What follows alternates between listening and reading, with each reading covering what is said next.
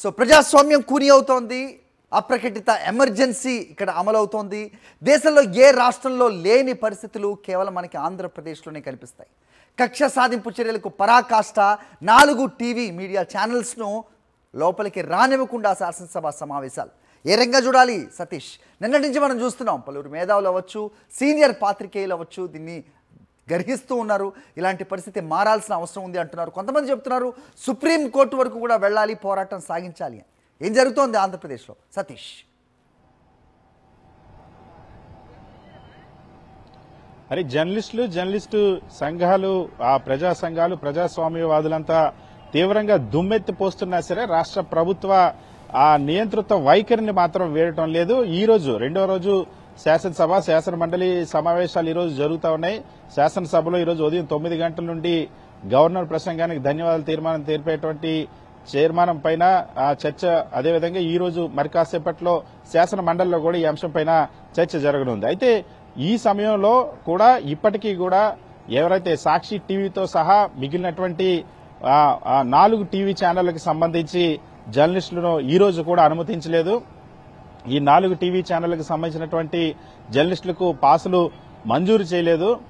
పూర్తిగా రాష్ట్ర ప్రభుత్వం గాని, అసెంబ్లీ అధికారులు గాని ఈ అంశం పైన ఎటువంటి పునరాలోచన చేయకుండా అదే ధోరణి కొనసాగించడం పట్ల తీవ్ర విమర్శలు వెల్లువెత్తున్నాయి. ఒకవైపు జర్నలిస్టు సంఘాలన్నీ కూడా నిన్న ఈ విషయం తెలిసిన తర్వాత 4 టీవీ ఛానల్, ఎందుకంటే భారతదేశంలో ఇప్పుడున్నటువంటి ఏ శాసనసభలోనూ ఇటువంటి దారుణమైన ఆంక్షలు మీడియాపై లేవు.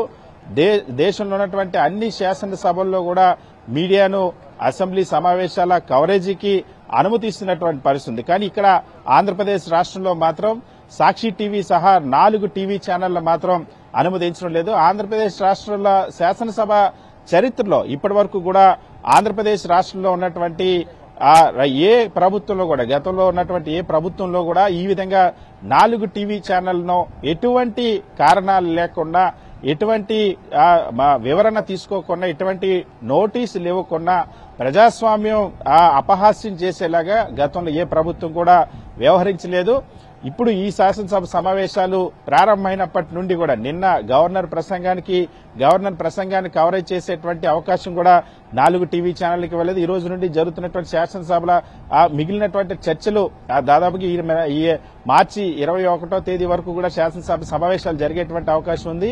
సో ఇప్పటికీ కూడా రాష్ట్ర ప్రభుత్వ వైఖరిలో మార్పు రాకపోవడం పట్ల, ముఖ్యంగా సాక్షి టీవీని, ఎందుకంటే సాక్షి టీవీ జర్నలిస్టులని అనుమతించకపోవడం అన్నది, సాక్షి టీవీకి సంబంధించి ఎటువంటి నోటీస్ ఇవ్వలేదు, సాక్షి టీవీ అసెంబ్లీ కవరేజ్ విషయంలో ఎటువంటి పొరపాటు చేయలేదు, ఎటువంటి నిబంధనల ఉల్లంఘనకు కూడా పాల్పడలేదు. అందుకే ఎటువంటి నోటీస్ ఇవ్వకుండా అప్రకటిత నిషేధాన్ని అమలు చేస్తుంది.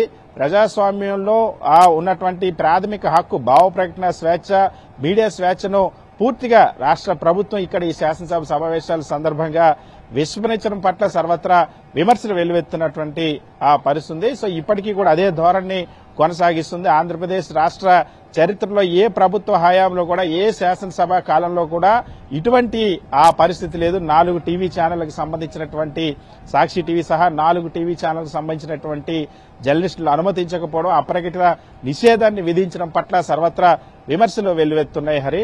సో మరొక వైపు శాసన మండలిలో వైఎస్ఆర్ కాంగ్రెస్ పార్టీ వాయిదా తీర్మానం ఇచ్చింది. చంద్రబాబు ఎన్నికల సమయంలో ఇచ్చినటువంటి హామీలు, సూపర్ 6 హామీలు అమలు పైన చర్చించాలని డిమాండ్ చేస్తూ వైఎస్ఆర్ కాంగ్రెస్ పార్టీ వాయిదా తీర్మానం ఇచ్చింది. వైఎస్ఆర్ కాంగ్రెస్ పార్టీ ఈ రోజు శాసనసభలో మాత్రం వైఎస్ఆర్ కాంగ్రెస్ పార్టీ శాసనసభ్యులు హాజరు కాలేదు. నిన్నే చాలా స్పష్టంగా చెప్పారు, ప్రతిపక్ష పార్టీగా గుర్తించాల్సిందే వైఎస్ఆర్ కాంగ్రెస్ పార్టీని, ఉన్నది ఒకే ఒక్క ప్రతిపక్షం కాబట్టి ప్రజల సమస్యల్ని హక్కుగా మాట్లాడడానికి సమయం దక్కేటువంటి ప్రతిపక్ష పార్టీగా గుర్తింపునివ్వాలని డిమాండ్ చేసింది. సో దానికి ప్రభుత్వం ఇంకా సానుకూలంగా స్పందించినటువంటి నేపథ్యంలో అధికార పక్షం స్పందించలేదు, అటు స్పీకర్ కూడా స్పందించలేదు. ఈ నేపథ్యంలో ఈ రోజు వైఎస్ఆర్ కాంగ్రెస్ పార్టీ ఎమ్మెల్యేలు శాసనసభకు హాజరు కాలేదు హరి.